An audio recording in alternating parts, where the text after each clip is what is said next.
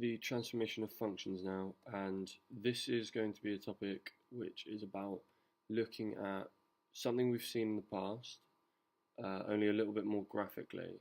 So we've seen things like a curve such as this, if it passes through touching just once at 0, 0, and it's shaped like this, start thinking maybe it's y equals x squared. Obviously we could test for this, but hypothetically let's say that this is the graph of y equals x squared. Let's say that this is also the quadratic y equals x squared, and likewise in situation 3. So we've got situation 1, 2 and 3 here. So we are going to be looking at what happens when we change the equation of a function ever so slightly to make it curve maybe something like this. So we're moving or transforming, as you've seen in a previous module.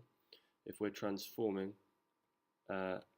these equations ever so slightly to make them move either to the right, or maybe we could move it to the left.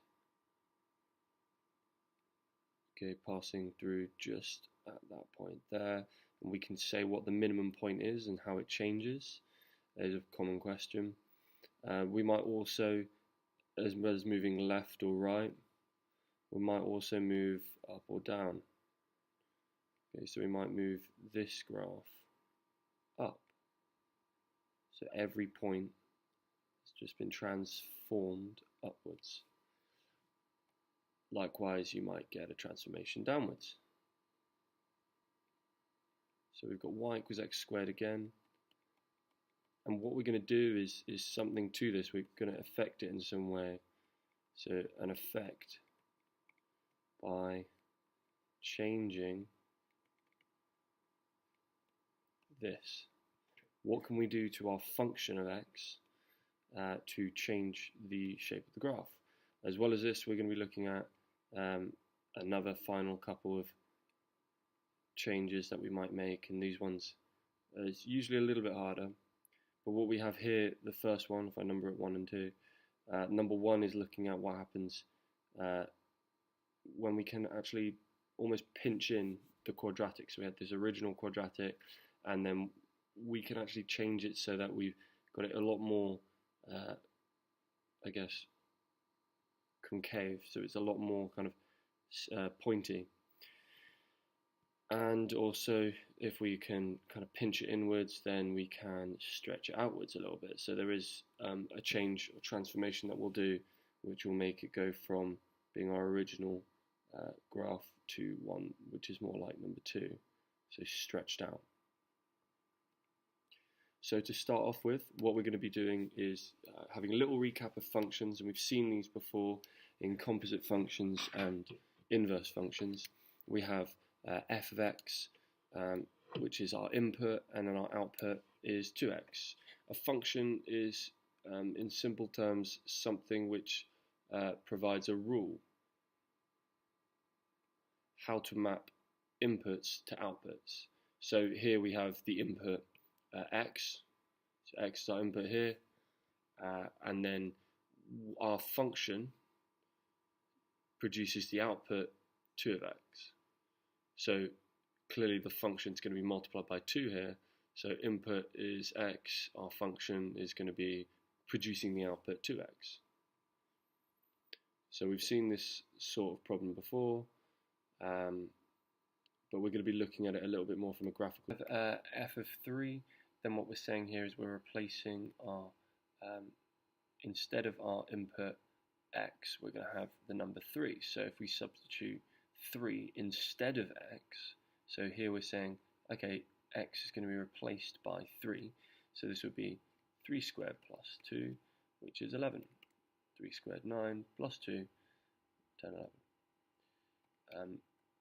If we had f of minus 5, then this would be very, very similar, but instead of 3 squared, we'd do minus 5 all squared, and then add 2. So minus 5 times minus 5 is 25, add 2 to give us 27. For the last one, which is a common question with problems. Usually, if you're very used to doing questions like this, is that you'd replace your x with, or in A in this case, with the number 38. But here it says f of a equals 38. Therefore, we're saying that this is 38. So 38 is our x squared plus 2. So we would solve this by taking away 2 on both sides to give us 36 equals x squared. And if we square root both sides, then we've got x equals plus or minus 6.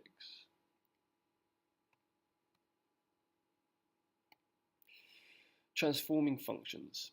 So as we saw before, what we did was we just replaced our what's inside our bracket into our equation instead of x, and then that gave us an answer. But sometimes you're going to have things like f of x plus 1. So we need to know what actually happens here. Well, f of x is x squared plus 2. If instead of x we replace it with x plus 1, then this will become x plus 1 all squared plus 2. X plus 1 times x plus 1 is going to be x squared plus 2x plus 1, but then we're adding 2. And so we would end up with x squared plus 2x plus 3. So x squared plus 2x plus 3. If instead though, and this is the first time we're seeing it, and we're going to see it a lot more, we have f of x, but outside that bracket we've got plus 3, it's going to be still f of x squared, f of x equals x squared plus 2, sorry. So it's still got f of x as x squared plus 2, only we're going to add 3 on the end of that. So we've got x squared plus 2, as we did before, only this time we're going to add 3 at the end. 2 plus 3 and 5. This time, if we have f of 2 lots of x, then what we're going to do is say, well, instead of our x squared, we've got 2x. So it's 2x squared plus 2. Okay, just for completeness, I've seen quite a few mistakes with people saying that this is going to be 2x squared plus 2, which is wrong. Remember, this is 2x multiplied by 2x, 2 times 2 to give us 4, and x times x to give us x squared.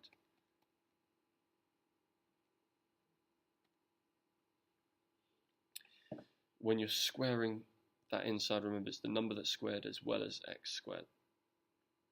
2 lots of f of x is going to be where we have, notice our f of x is untouched. It was touched here, it was untouched here, and it was touched there. Okay, so we changed the inside. Here, we're not changing the inside, so we're still going to have x squared plus 2, only this time we've got 2 lots of it. So we're going to have 2 times x squared and 2 times 2 to give us 2x squared plus 4.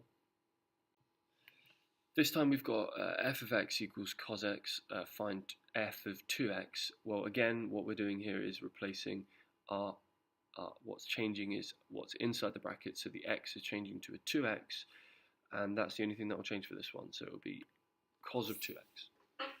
Again, we've got the change inside the brackets, so it's going to be cos of, instead of x, it will be cos of x plus 1. This time, notice that what's inside the brackets is staying the same, so it will still be cos of x, only outside the brackets this time it's going to be taking away 3, so cos of x minus 3. What is inside the brackets is staying the same again, but we're multiplying it by 9, so it's going to be 9 lots of cos of x, and here we're replacing, for this one, we're replacing our x with 0. If you remember your cos graph, our cos graph here has the coordinate 0, 1. So if cos is 0, so cos is 0, then the coordinate would be 1, so cos 0 equals 1. Given that f of x equals x squared, what is 2x? F of 2x, well, we would substitute our x with 2x and then square it to give us 4x squared. Here we replace our x with x plus 1, square it to give us x squared plus 2x plus 1.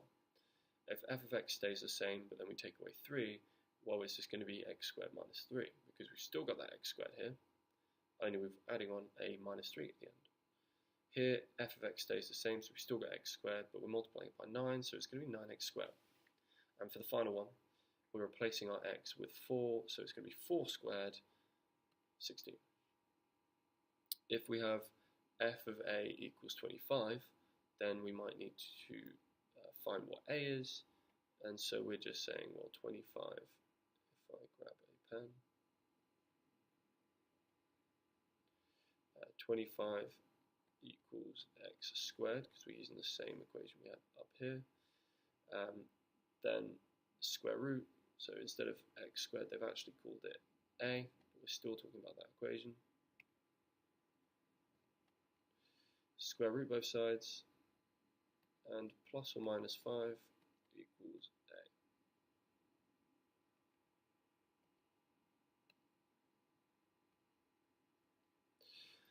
It's given it as a equals 5, but when you're square rooting that, obviously we know that it's going to be minus 5 times minus 5 to give us 25, and 5 times 5 to give us 25, so there's two answers for this one. If f of x equals 1 over x, and that is a comma, not a dash, so if we've got 1 over x, well, if we have two lots of x, if we replace our x with 2x, it's going to be 1 over 2x. Here we're going to have a replacement of our x with x plus 1, so it's 1 over x plus 1, and here f of x stays the same, so we're still going to have 1 over x, only afterwards we'll have take away 3, so 1 over x minus 3. For this one, we've got 9 lots of f of x. Well, if one lot of f of x is 1 over x, then 9 lots of that is going to be 9 over x. 9 times 1 over x is 9 over x. If f of 4 is being looked for, then we're replacing our x with the number 4, 1 over 4. So here we're going to have 2x minus 1, and we've got 2x replacing our x. So don't get confused thinking that this might be 2 lots of 2x minus 1. Okay, that would be 2f of x. What we've got instead though is f of 2x, meaning that we're going to replace our x with 2x, so it actually is 2 times 2x minus 1. 2 times 2x, 4x minus 1. Okay, we are replacing our x with 2x. That's why we did this. Otherwise it would have been 2 lots of x like it is in the function, but instead it's going to be 2 lots of 2x. In f of x plus 1, we're going to have a replacement of our x into being x plus 1. So again, this is going to be 2x plus 1 minus 1, which will give us 2x plus 1. This will be 2x plus 2, and then take away 1, which will simplify to give us 2x plus 1. Okay, well, again, we're just replacing our x with x plus 1. If we have f of x minus 3, then remember f of x is being unchanged here, so we've still got 2x minus 1, only this time we're taking away 3 from that, so to use this, we're going to take away 3, so it's a minus sign there. 2x minus 1 minus 3, 2x minus 4. If we now have 9 lots of f of x, then that's going to be 9 lots of 2x minus 1, or 18x minus 9. If f of 4 is asked for, then remember this time again we're replacing our x with 4. So this is going to be 2 lots of 4 minus 1, or 7. 2 times 4, 8, minus 1, 7. If f of a equals 11, find a. Well, again, this one is looking at, given that our answer, f of a, or n, remember we're replacing like we did before, that with the number 11. 11 equals 2x minus 1, add 1 to both sides, so 10 equals 2x, and x equals 5. Okay, not squaring or square rooting. Not square rooting this time, so we only have one answer. We're dividing by 2, and it's always true that 10 divided by 2 is going to be 5. So, just for completeness. And for the last function, f of a equals 11, find a. So if 11 equals 2x minus 1, like we've seen before, we're going to add 1 to both sides, so 12 equals 2x. Divide by 2, so 6 equals x. So 2a minus 1 equals 11. Remember, our function of a, we're given the answer is 11, given the output is 11. What must a be? Well, if we add 1 to both sides like we did here, and then divide by 2, that's going to give us x equals 6. So now looking finally at some functions, f of x, if we sketch f of x, it's going to look something like that. It's going to cross through the origin, so 0, 0. However, if we add 2, so if we go back, if we add 2 to our x, so if we have f of x, instead it's going to be x plus 2, well, what would happen here? Well, instead of our instead of our x squared, we would actually have x plus 2 squared.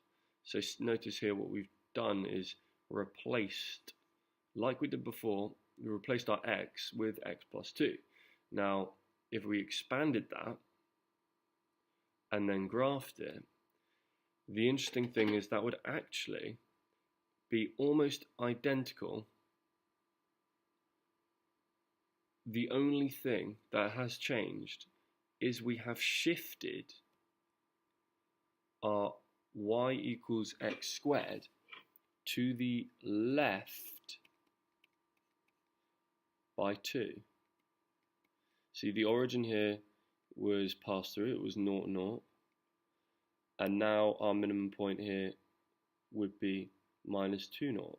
So we've actually just said, all right, let's shift this guy to the left by 2. What do you notice about the relationship between the graphs? Well, f of x plus 2 just means I'm shifting my graph to the left by 2.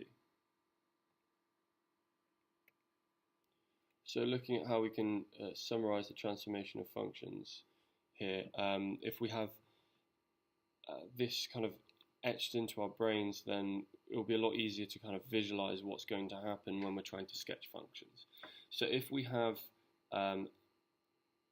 f of x, and we have a change that happens inside the brackets, so for example, f of, let's say, x plus 1, that affects which axes? So what we're saying by that is, as we saw in the previous example, if we said that this was x squared maybe, and then we have x squared plus 1, we saw that this shifted to the left by 1. But intuitively, if we're adding 1, it should feel like we're actually going to be moving it to the right by 1. However, it moves to the left by 1 if we have inside the brackets the change x plus 1, but it moves to the right by 1 if we're doing f of x minus 1. If we have f of x minus 1, then we would end up with a movement to the right. So intuitively, that doesn't feel like it would be the case. It doesn't feel like that should be the right way around, but if you remember that for opposites, for changes inside f of x, it's actually going to be a movement affecting the x-axis, because we're moving only left or right. We're not moving up or down, we're moving left or right. And it is actually the opposite to what we would expect. So for example, if it was x squared as our function, and then we've got x squared plus 1, then we're actually going to be moving to the left by 1. If we have a change outside the brackets, so for example, when we had two lots, or let's go for f of x plus 2. So if instead we're going to just say, well, our original equation, which we might have had as y equals x squared, if we're going to end up with x squared, but then plus 2, so saying that f of x equals x squared, then f of x plus 2 would be x plus 2 all squared. So our input function has a change happening externally, so outside of it. Then what happens is a bit more consistent with what we might expect. It's going to affect the y-axis, and it's going to be what we expect. So to give you an illustration, if we have y equals x squared, if we say y equals x squared is our function of x, if we have f of x, but outside the brackets, we add 2, then this would cause our y equals x squared to move up by 2. Okay, so that's what we mean by what we expect.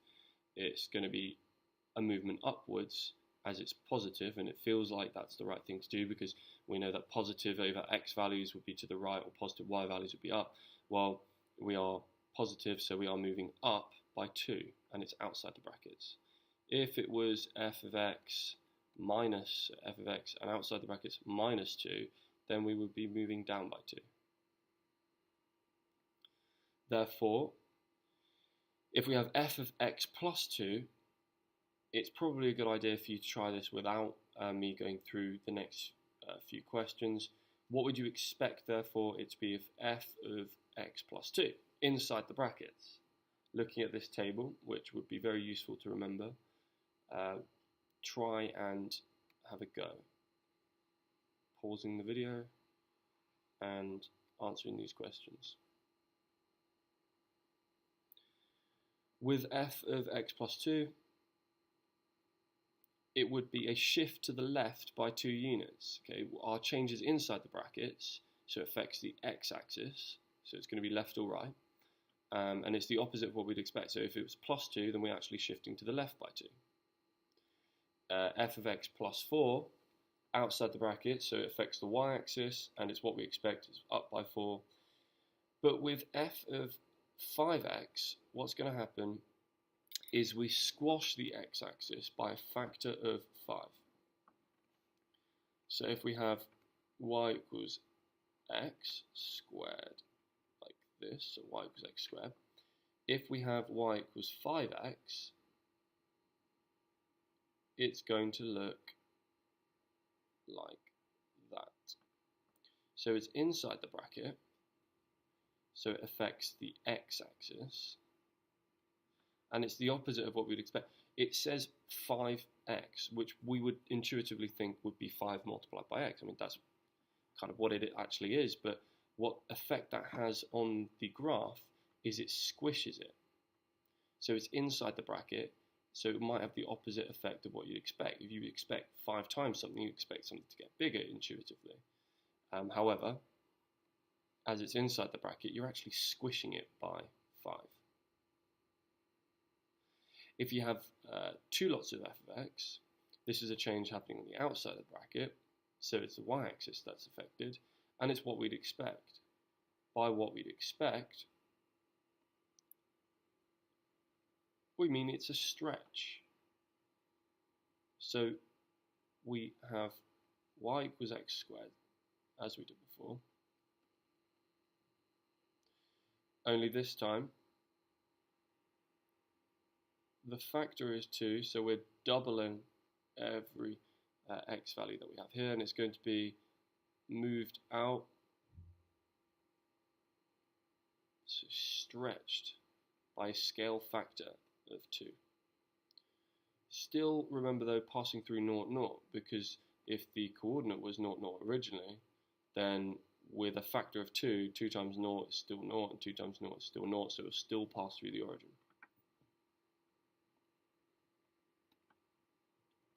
The effect of transformations on specific points. So if we had, for example, the point 4, 3, so x value 4, y value 3, what would happen if we had f, our x value plus 1? Well, that would be 3, 3. Why would it be 3, 3? Well, as you saw before, a change on the inside of your function is going to be an x change, x value change. So x plus 1 would be a shift to the left. So y of f of x plus 1 would be a shift to the left by 1. So if you had the coordinate 4, 3, the x is moved to the left, which is take away. So minus 1 would be 3, 3. So therefore, if you had the coordinate 1, 0, if you move that again to the left by 1, it would be 0, 0. And likewise with this one, only the x value is going to change, so 5 minus 4. If you have f of 2x, then your x value being 4 and 3, this would change, so our x value was 4. Well, if it's 2x, then it's going to be 8. This time if you have f of 2x, then it's actually going to be 2, 3. Why is it going to be 2, 3? As the change is happening inside the bracket, remember it's the x value that's going to change, and as we saw in the previous slide here, it's going to be an opposite change. So the change is inside affecting the x-axis, it's going to be an opposite change. So if it is 2 lots of x, then we would actually have the opposite of that. So if x was, let's do the origin there, if x was 2, then as it's an opposite change, so x was 4, then the opposite change would be dividing by 2, which would be 2. So that's how we got 2, 3. If our y value was 0 and our x value was 1 here, if we have f of 2x, again it's going to be the opposite of what you would expect for your x value. Therefore, it would be 0.50. So our x value is being halved. Again, here it's only the x value that's going to change. It's going to be 3 minus 4. If you've got 3 lots of f of x, so our f of x, which started off as 4, 3, so we started off with f of x as 4, 3 as a coordinate on our graph, whatever it looks like, so it would be somewhere around here. What would happen if we had 3 lots of f of x? Well, the change is happening on the outside, so the change is happening on the outside, so it affects the y value, and it's what we'd expect. Well, if we're multiplying by 3 lots of f of x, then it would be 4, 9. Our y value is the one that's changing, remember. Our y value is the one that's changing. And we're multiplying it by 3. So if the y value was 3, then the y value is going to be 3 times 3, which is 9. For this coordinate, it's going to be 1, 0 still. Because again, it's our y value that's changing. And it's being multiplied by 3, what we'd expect. Here it's going to be 6 minus 12, because our y value is the only one that's changing. And it's going to be multiplied by 3. Again, this change here is outside the brackets. So it's going to be a y value that's changing. And it's being shifted downwards by 1. So if we had the coordinate 4, 3, our y value removes one of those units, and it's going to be 4, 2. Here it's going to be 1 minus 1, because again, it's only our y value that's changing, moving down 1, and here it's going to be 6 minus 5. This time, f of x over 4, if we had 4, 3, it's a change that's happening on the inside of the bracket. So it's going to, we know, be only the x value that's changing here from that. And instead of, as we thought, it would be divided by 4, remember with the x value, it's going to be the opposite change, so it's going to be times by 4. So our x value multiplied by 4 for the first one is going to be 12, 3, which is wrong. That's meant to be 16, 3. Okay, it's being multiplied by 4, so it must be 16, 3. For 1, 0, it's going to be 4, 0, because we're multiplying that by 4 to give us 4. So 1 times 4, 4, 0. And for this one, you'd expect 24 minus 4. Again, it's our x value that's being changed. And we're multiplying it by 4. We're doing the opposite of what we thought would happen with our changes inside the bracket. Again, it just links back to the previous slide with memorizing what would happen to the coordinates. So we will be looking in a lot more detail at f of minus x and minus f of x. But a little brief on what we actually are starting to mean by these is that they are reflections in either the x-axis or the y-axis. So if we start off with over here f of minus x, so f of minus x, if we had the curve of the equation here, which we'll call our f of x, then if you want to find what f of minus x is, then we will be reflecting in the y-axis. So yeah, we're reflecting the y-axis, which might feel a little bit intuitive because we've been saying everything so far is going to be a change in the x values. Well, it actually is a change in the x values.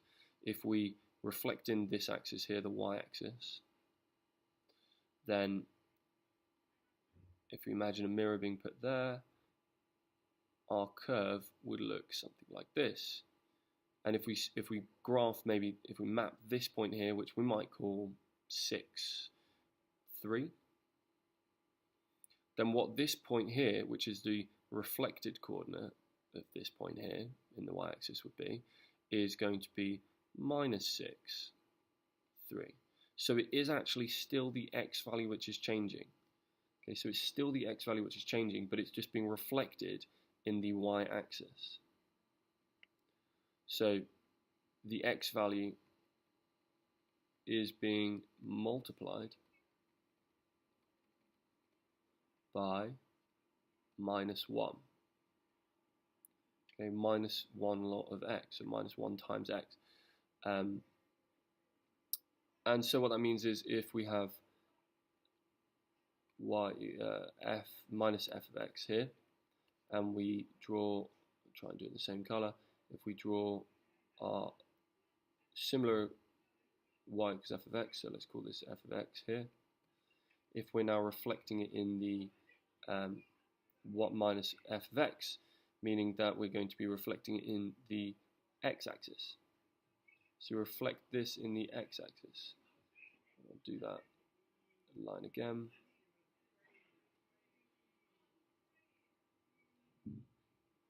So if we have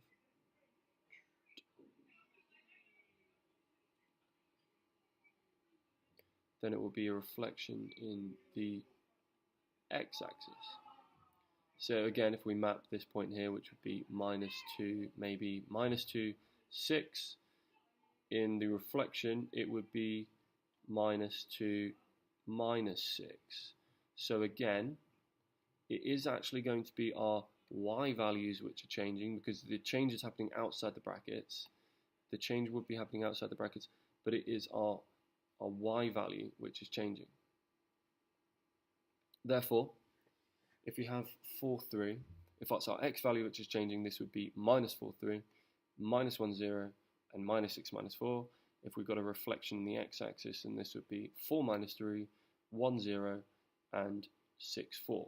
Why? Because our y value is being multiplied by minus 1, our y value has been multiplied by minus 1, and our y value has been multiplied by minus 1. Here, the x value is the only one being multiplied by minus 1. So this is an example looking at the sketch of a curve with the equation y equals f of x. The only minimum point on the curve is 3 and minus 4, so 3 along, minus 4 down. What are the coordinates of the minimum point with the curve y equals f of x minus 2? And this is exactly the kind of, this is a past exam question. If you know your tables, what would be changing if we graph this function, then this question is quite easy, really. Our minimum point, 3 minus 4. Our change here is inside the brackets, so we know it's going to be an x value that's changing. And it's minus 2. Remember, if it's the x value that's changing, if it's inside the bracket, it's going to be the opposite of what we'd expect. So we'd expect this to go to the left by 2. It would actually go to the right by 2.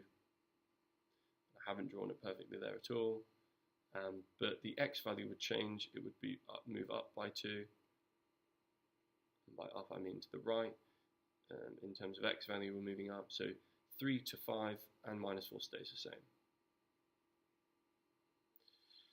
What would happen here? Well, we've got two changes. We've got one which is a change in the x value, and one which will be a change in the y value. Go for sky blue. So this time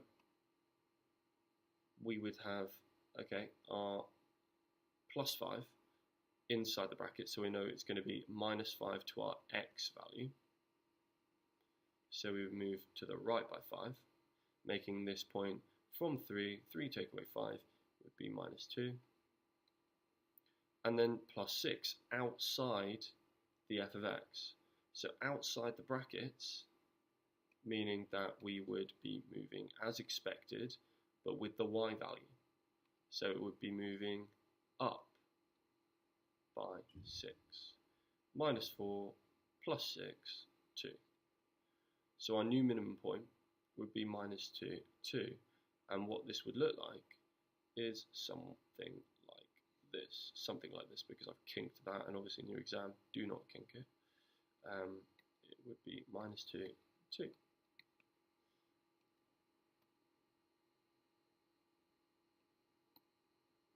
So with exercise B, try some of these.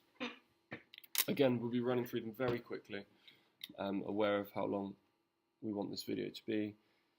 So a lot of this will just be going through the answers very quickly. Describe the effects of the following graph transformations. This time we'll be moving left by 10, stretched by 3 on the y-axis because it's outside the brackets. This time inside the brackets, so we'd be halving, so squishing the x-axis by scale factor 2. Again, this is outside the brackets, so we're moving down by 4. This is inside the bracket, so it's the opposite that we would expect to happen. So we'd be multiplying everything by 2, so stretching it by 2. Again, stretching and squashing is the terminology we really should be thinking about, because this, I guess, a little bit more technical way of thinking about it. This time we've got two changes. We're going to be squishing our x values by 3, and we're going to be squashing this one by 3 as a scale factor, and then moving it up by 4 as the change is happening outside the f of x.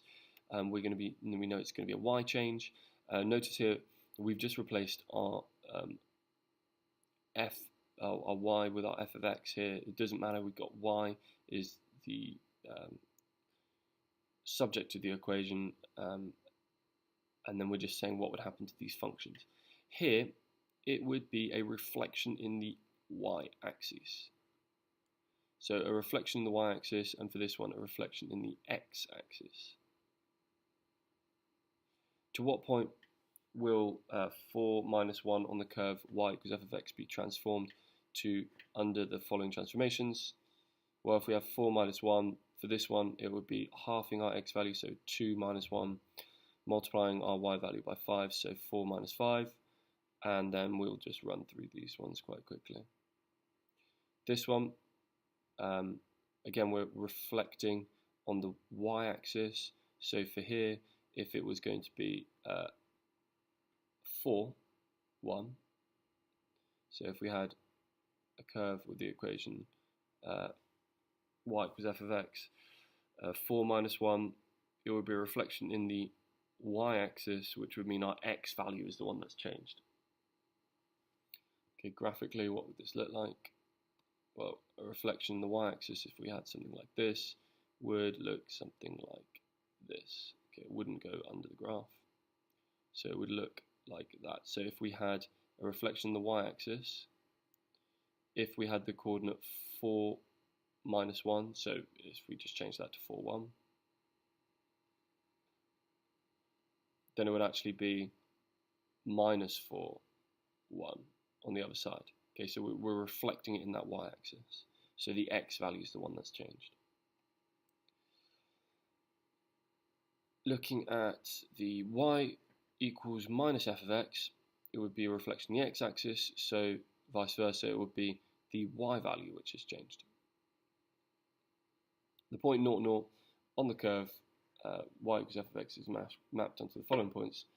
Translated curve would be y equals f of x minus 4. If it was 0, 0, then for this one we would be y equals f of x, but then we would be adding 3. We'd move to the left by 5, so how would we do that? Well, y equals f of x plus 5.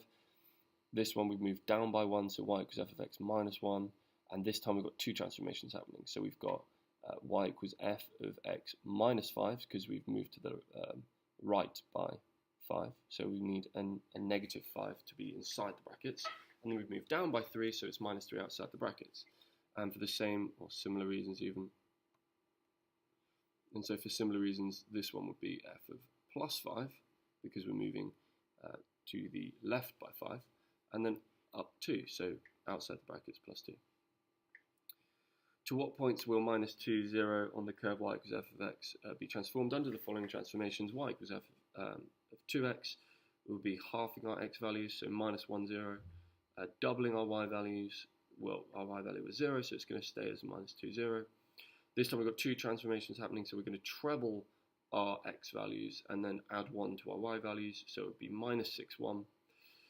F of x minus 1 inside the bracket, so we're moving to the right by 1, so this is going to be minus 2 to minus 1. And taking away 1 from our y value as expected, so minus 1, minus 1.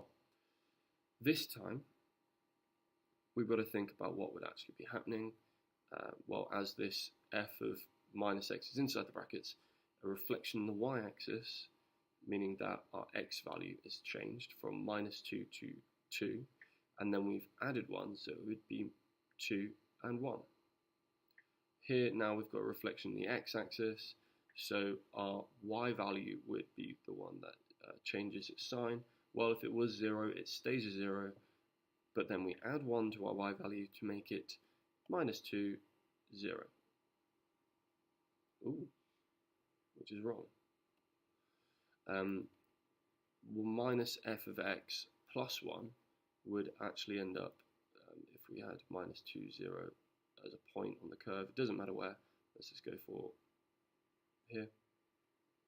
So if it was minus 2, 0, and that's meant to be a curve up there, then if we reflected it in the x-axis, it would end up looking like that.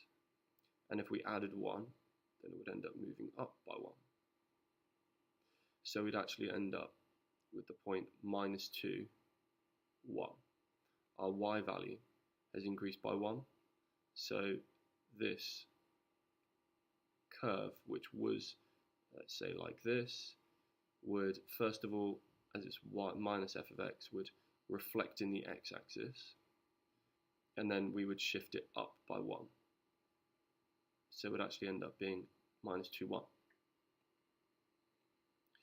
Find the equation of the curve obtained when x squared plus 3x is translated up 5 units. Well, in this case, you're just going to be saying x squared plus 3x. If we've translated it up by 5 units, then we're just going to add 5. So it would be exactly the same, only add 5 at the end. Translated 2 units to the right, would end up with x minus 5 all squared plus 3 open brackets x minus 5.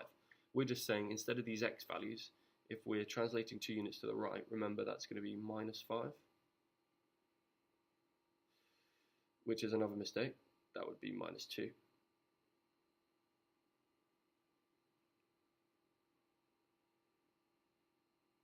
As we're moving to the right, it would be negative. However, it's going to be 2 units to the right. So as it's 2 units to the right, that would be x minus 2 and x minus 2 there. So both of these x's are replaced by x minus 2. And a reflection in the x-axis would mean if we had y equals x squared plus 3x, it would end up with y equals minus x squared minus 3x. So we're reflecting it in the x-axis, meaning that if we had a curve like this, reflect it in the x-axis, it would end up looking like this. So it would go from being a parabola like that, which is a positive x squared, to a parabola which is more n-shaped, which is negative x squared.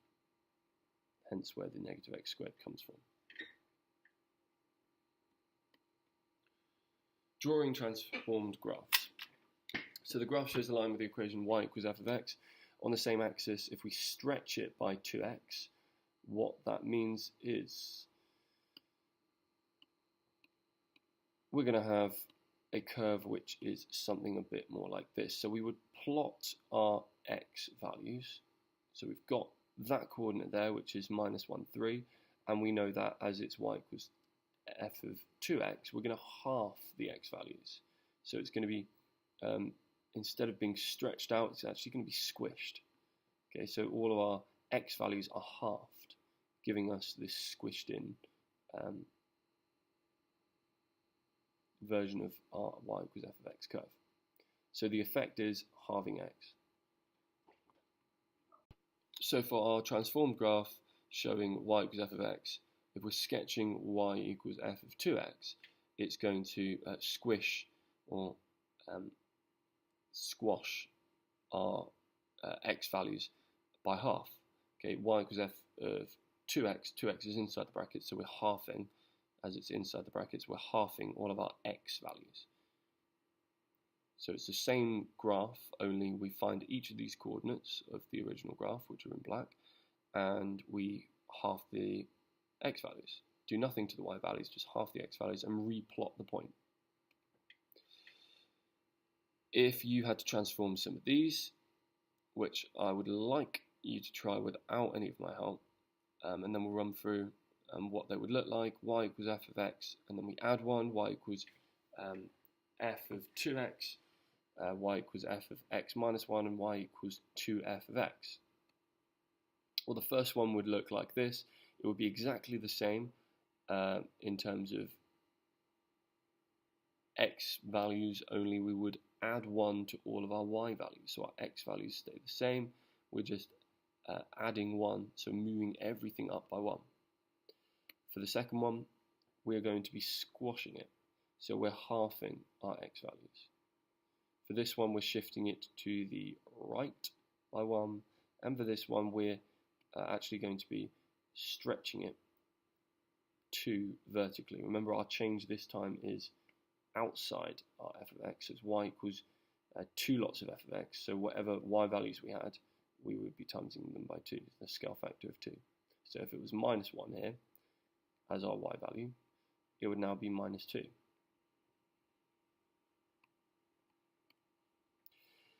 A few more for you to try. For this one, it would be a reflection in the y-axis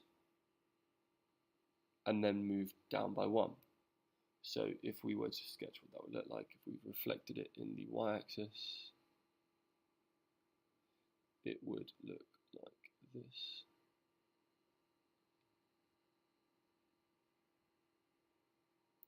Something like that.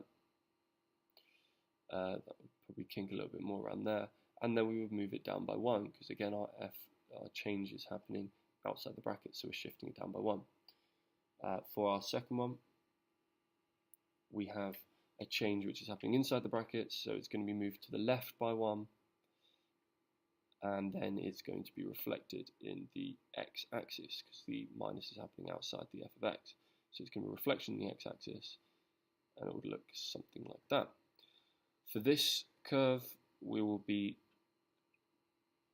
halving the x values, so it would squish it inwards. But then we move everything down by 1. And for this one, we would be reflecting in both axes. So we would get a reflection in the x-axis given by minus f of x, and then a reflection in the y-axis by the minus x part being inside the brackets. So y equals minus x and minus f of x. If we had, unfortunately, we got the bro sketch again, failed to edit that part off, y equals minus f of x, it would look something like this. So it would be a reflection in the y-axis. Since x is inside the brackets, the y values get multiplied by minus 1. Minus 1 because it's minus 1x here, so we don't write minus 1 times x, we're just writing minus x because we're simplified to just be minus x. So the changes inside the brackets, so all the x values get multiplied by minus 1. Another way of thinking about it is just a reflection in the y-axis.